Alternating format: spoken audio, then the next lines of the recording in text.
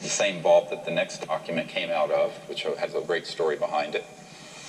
And he was going through some documentation and found that it wasn't in the 50s that we really started, I mean the 60s or 70s, but it was in the 50s that we actually mastered gravity control. Now what does that mean?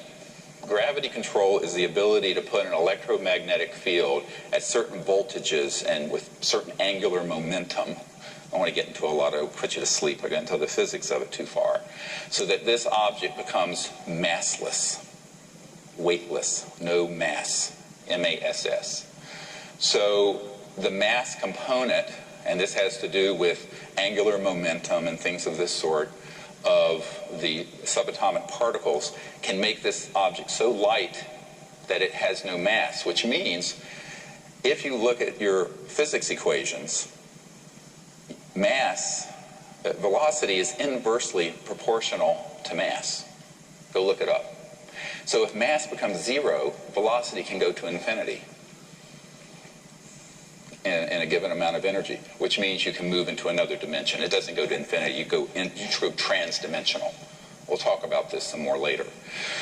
And this began to be experimented with in the 1920s. A guy named T. Townsend Brown developed a system using crystalline structures and very high voltages going into an object so that an object would begin to levitate. Marcel Vogel, one of the chief engineer scientists for IBM in North Carolina on the Reynolds estate, did the same thing in the 60s and 70s. One of the members of my team and one of our disclosure project witnesses worked with Marcel Vogel doing this with crystalline structures. And it can be crystals, but it can also be nanocrystalline materials such as metallic.